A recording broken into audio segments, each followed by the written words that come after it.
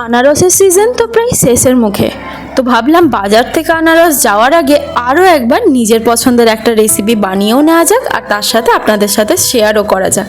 তো আজকের রেসিপি আনারসের চাটনি। বাই দ্য ওয়ে, আমি দীপান্বিতা কুকিং কেবিনের আরও একটি ভিডিওতে আপনাদের সকলকে জানাই অনেক অনেক স্বাগত।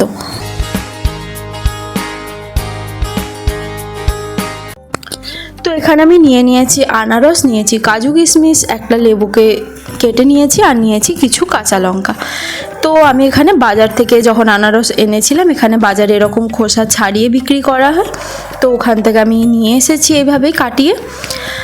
আর একটু একটু যা ছিল সেগুলোও সব ভালো করে পরিষ্কার করে আমি আনারসটাকে দুই ভাগে ভাগ করে নেব। এখানে চাটনির মধ্যে আনারসটা আমরা দুইভাবে ইউজ করব।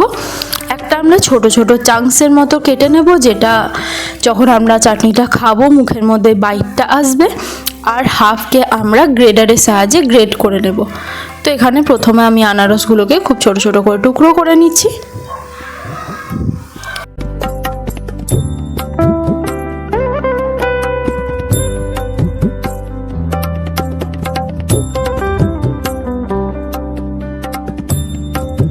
তো এখানে আনারস আমার কাটা হয়ে গেছে, এগুলোকে এবার একটা প্লেটের মধ্যে আমি তুলে রাখবো।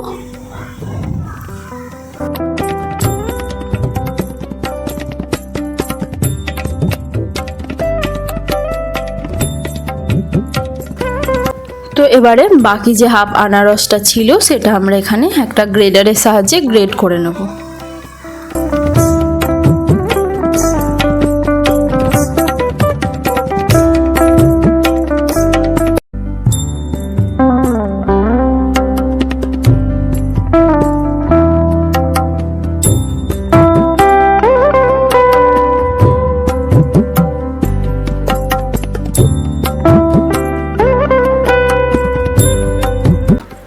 তো সমস্ত উপকরণগুলো আমার এখানে একদম রেডি হয়ে গেছে।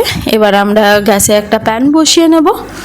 প্যান গরম হলে আমরা এখানে একটু সামান্য 2 থেকে 3 চামচ মতো রিফাইন্ড অয়েল অ্যাড করলাম। আপনারা চাইলে এখানে মাস্টার্ড অয়েল দিতে পারেন, কিন্তু সর্ষের তেলে যে ঝাঁঝালো গন্ধ সেটা কিন্তু এই চাটনির মধ্যে খুব একটা ভালো টেস্ট আনবে না, তার জন্য আমি এখানে রিফাইন্ড অয়েল দিয়েছি। তো এরপরে যে কেটে রাখা যে আনারসের টুকরোগুলো ছিল, সামান্য একটু চিনি দিয়ে আমি জাস্ট এপিটোপিট হালকা একটু ক্যারামেলাইজ কালার এসেছে তখনই কিন্তু আমি তুলে নেব। খুব বেশি কিন্তু এখানে ডিপ ফ্রাই হবে না, জাস্ট হালকা করে একটু ক্যারামেলাইজ একটা কালার ওর ওপর আনার জন্য এনেছি। তো এবারে যে গ্রেড করে রাখা যে আনারসটা ছিল সেটাও আমি দিয়ে দিলাম। খুব ভালো করে নাড়িয়ে চাড়িয়ে মিক্সড করে নেব।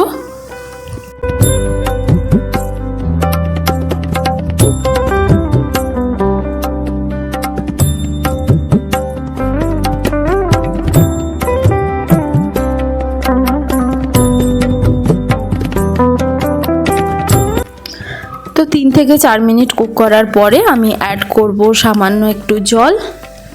এবার খুব ভালো করে সব মিশিয়ে নেব।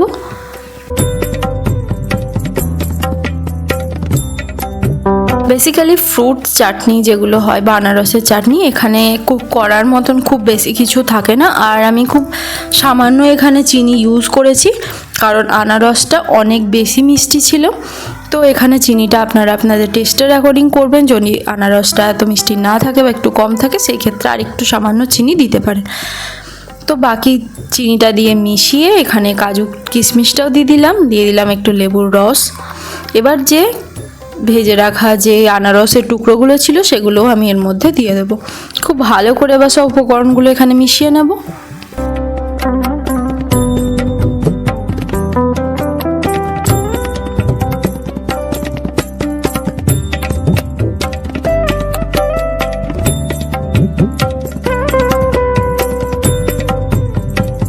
তো জল এখানে আপনারা নিজেদের প্রয়োজন অনুযায়ী অ্যাড করে নেবেন। আমার মনে হলো এখানে একটু লাগবে তাই আমি দিয়েছি। তো চাটনির কনসিস্টেন্সিটা কীরকম আপনাদের পছন্দ সেরকম রাখবেন। বেসিক্যালি আনারসের চাটনি কিন্তু একটু ঝোলঝোলই হয়, তো আপনাদের যেরকম কনসিস্টেন্সি পছন্দ সেরকম রাখবেন। আমার একটু খুব বেশি ঝোলও না আবার খুব টাইটও না, আমার এরকম কনসিস্টেন্সি পছন্দ, তার জন্য আমি এরকম রেখেছি। গার্নিশিংয়ের জন্য আমি সামান্য কিছু খেজুরকে একদম টুকরো টুকরো করে কেটে আমি উপর থেকে ছড়িয়ে দিয়েছি। তো তো আমার এই রেসিপি যদি আপনাদের ভালো লেগে থাকে আমাকে অবশ্যই কমেন্টে জানান। অন্য কোনো রেসিপিও যদি জানতে চান সেটাও আমাকে কমেন্ট করুন। ভিডিওটা শেষ অবধি দেখার জন্য রইল আপনাদেরকে অনেক অনেক ধন্যবাদ। দেখা হচ্ছে আপনাদের সাথে আবার পরের ভিডিওতে।